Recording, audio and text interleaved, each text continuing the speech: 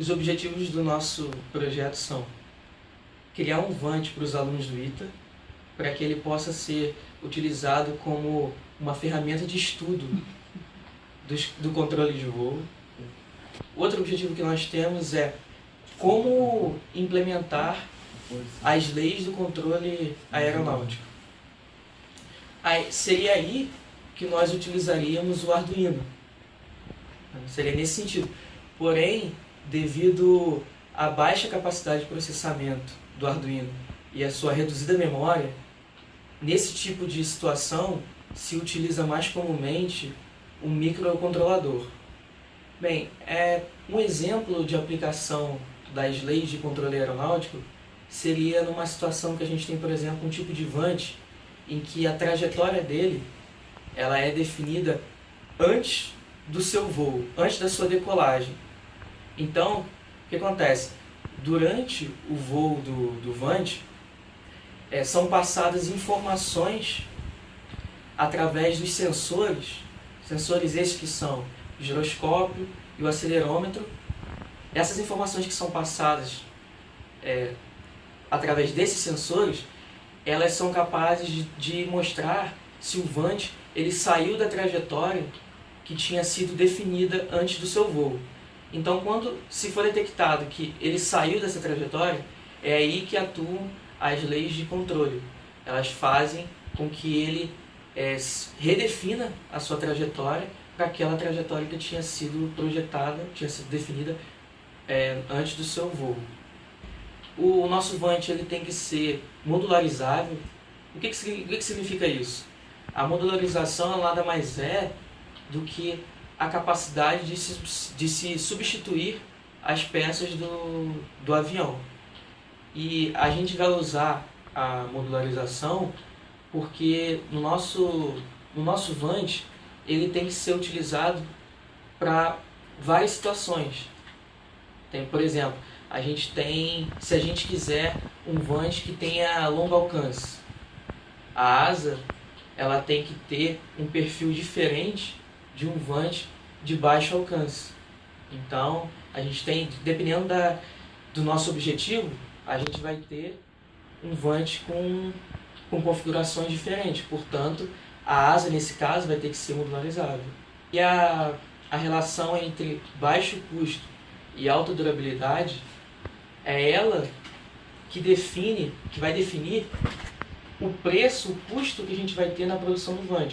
Então, a gente precisa ter uma relação que seja boa para que a gente tenha um baixo custo para um Vant que atenda às nossas necessidades. Por exemplo, em peças que são modularizáveis, essas peças, como por exemplo asas e empenagens, elas vão ser substituídas de acordo com o nosso objetivo.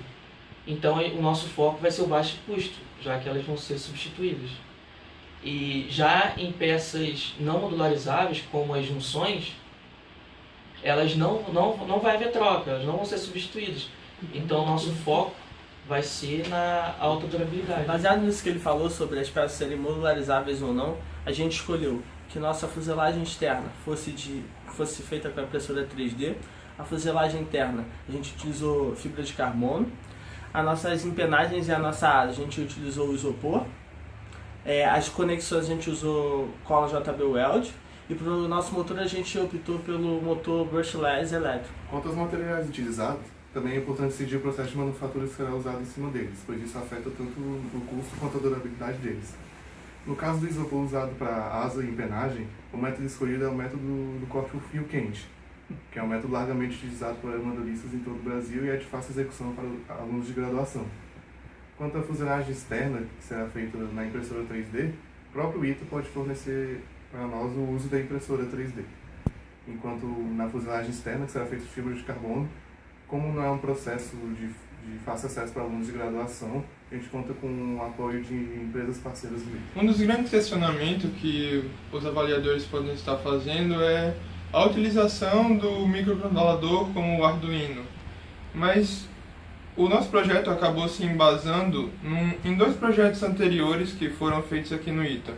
Inclusive um deles ganhou o prêmio de melhor TG no ano de 2013, que foi o trabalho do Barufaldi. eles desenvolveram, já estava todo desenvolvido, um sistema de aquisição de dados completo. Ou seja, refazer o trabalho deles seria jogar fora tudo aquilo que eles construíram, e tudo aquilo que eles construíram realmente ficou bom. Ou seja, nosso objetivo não era desenvolver o sistema de aquisição de dados em si, mas um dos problemas que eles citaram foi a falta de um avião que pudesse ser utilizado de forma mais efetiva para análise dos dados recebidos. Então, nosso projeto acabou se focando mais na construção dessa aeronave do que no desenvolvimento do sistema de aquisição de dados em si. Mas os grandes desafios mesmos se constituem do DFA e do DFM. O que é o DFA? É o Design for Assembly e o Design for Manufacturing. É realmente você construir um avião que seja projetado para que ele seja montável facilmente, além de desenvolvê-lo para que ele seja manufaturável.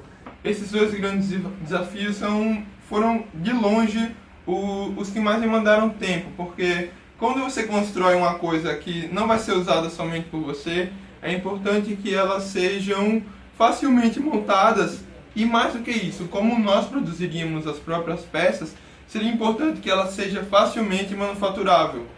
Para concluir, eu acredito que nós fizemos grandes avanços na parte teórica, não na parte teórica, digamos, que não seria aprendível num terceiro ano de engenharia aeronáutica, mas a questão é que nós podemos deixar para algumas pessoas realmente um modelo que pode ser seguido para que tenha, por exemplo, uma produção em massa de aeronaves que podem ser usadas como vantes, tanto na parte física como na parte teórica, digamos assim, sobre derivados de estabilidade e controle, análise das frequências naturais do avião. Inclusive, uma das aplicações que ele poderia ser utilizado é em uma matéria que se chama MVO. A primeira matéria que existe no curso de AE é uma matéria que você estuda a dinâmica bem básica do voo. E uma das principais características dessa matéria é que você trabalha com diferentes tipos de avião, diferentes tipos de asa, diferentes tipos de empenagem e fuselagem. E esse avião que a gente estava desenvolvendo pode ser utilizado como modelo teórico para a administração das aulas. O professor pode usar esse avião como exemplo para, sei lá, linearização das forças no avião, análise de sistemas lineares que envolvem as forças que atuam no avião. E o grande objetivo da nossa aeronave seria criar uma cultura de estudo de controle aqui no ITA, ou seja, algo que pudesse, algum meio que você pudesse implementar na prática aquilo que você desenvolve tão bem na teoria aqui do ITA. Obrigado.